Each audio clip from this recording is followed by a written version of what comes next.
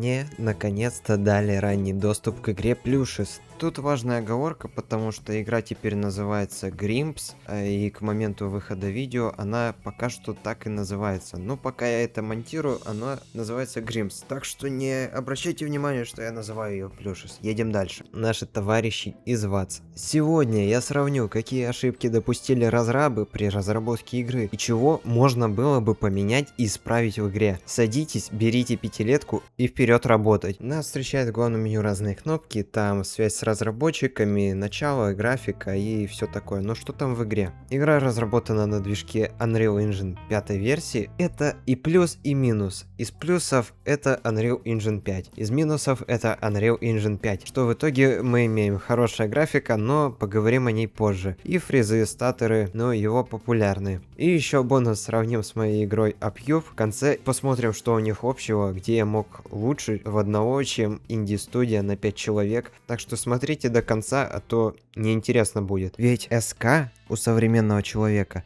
в 2 раза ниже среднего. Итак, начало игры. Тут нас обучают, как ломать и использовать механики, которые мы нигде больше, как в прологе, не найдем. Но эта история только на старте, как будет на релизе, ну, узнаем. Кидаем помощника, предварительно потупив, и идем дальше. Негры напали, бля. Находим первых врагов и пробуем оружие. Но помощник помогает, но это только на первый взгляд. Из интересного, тут есть карусели, на которых мы можем покататься. Из приколов голоса как будто нейросетью озвучены. Лезем на крышу? Лезем на крышу. Варианта 2. Смачно поджариться.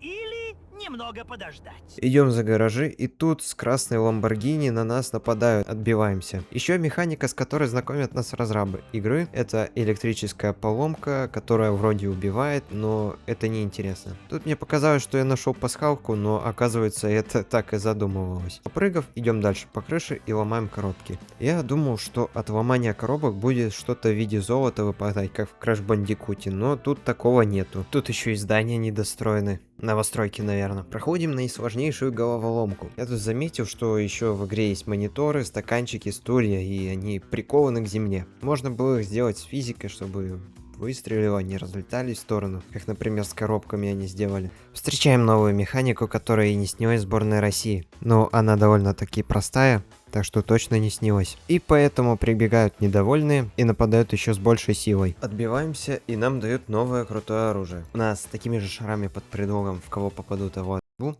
Физрук играл. Забиваемся в какую-то жилую квартиру, разломав палки без пуха и пера. Там попадаем в подвал, где челик рассказывает свои шутки из КВН 2007. Дед наелся дрожжей с сахаром, теперь ходит бродит. Ялта, 1945 год. Сталин. За мир и порядок, Черчилль. Твой порядок, Польша под сапогом, Рузвельт. А твой Уинстон, колония в кандалах. Сталин. Мои танки порядок навели, а ваши только пыль глотают.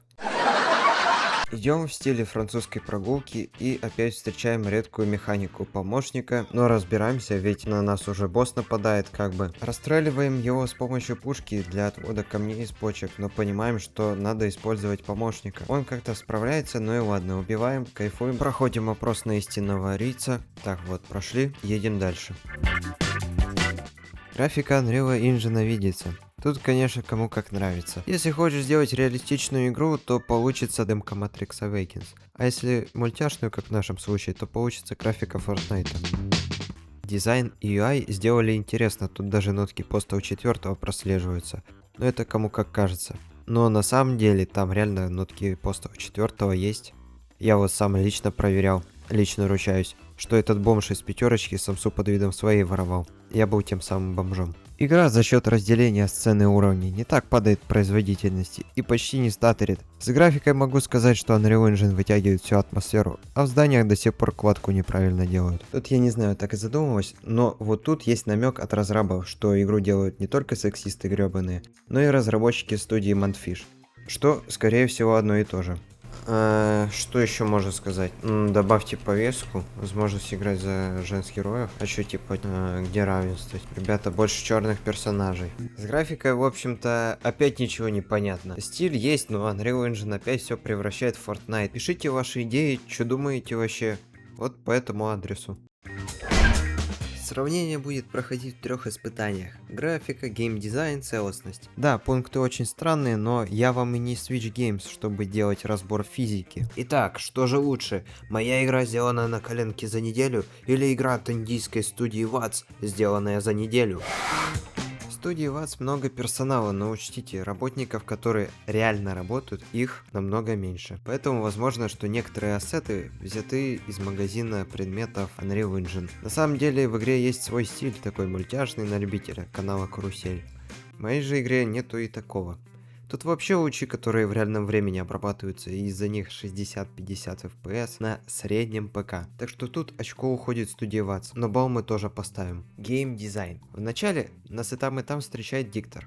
У меня в игре это реальный актер, а у Watts это скорее всего нейросеть. Но там и там вроде шутят, но неуместно и плохо. Как шутки Якубовича, ну или мои шутки. Балл уходит обеим играм, ну или никому. Ну ладно, так уже быть, пусть балл уходит обоим играм. В начале обоих игр нас приветствуют, но у Watts не показывает, какие кнопки нажимать, и у меня тоже. А в дальнейшем с оружием дают понять механики. Плюши работают как-то странно. Вроде с физикой надо толкать этого раба, но он не толкается. И я сразу не понял, что делать и как делать. По-моему, я до сих пор не понимаю, как они вообще работают. В моей же игре мы понимаем, что куб, его надо доставить в пункт выдачи Валберес. Он вроде пинается, так что точно туда надо. И тут дают ясность, когда дают инструменты и дают решать головоломки с помощью них. Кстати, головоломки и там, вроде легкие. Только я сразу не понял, как их решать, но это вопросы к разработчикам. Кстати, тут батуты зеленые, как у меня, и делают то же самое. И балл уходит в моей игре, потому что, ну, я так хочу. Что, думали, у нас демократия на канале? Нет, тут автор свою игру показывает.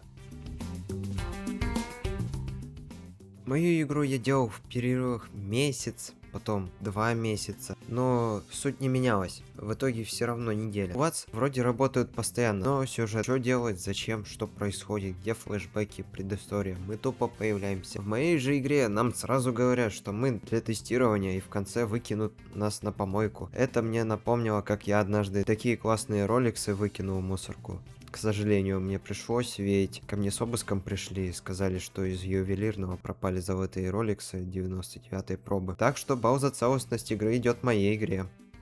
По итогам честного сражения победила Upcube. Это все баллы решили и честный судья, неподкупный, то есть я. Лев, если и был неподкупен, то так, нехотя, чтобы другие не завидовали, без злобы. Так просто пришел, сказал, деньги забрал, без удовольствия. В общем, пишите мысли в комментариях, что думаете об игре, как вам такой новый формат роликов, и все нужные ссылки найдете в описании. Там мой телеграм-канал, канал разработчиков. Поддержите, все же наши слонята работают. А я буду завершаться. Спасибо за завершение, спасибо за просмотр, всем пока.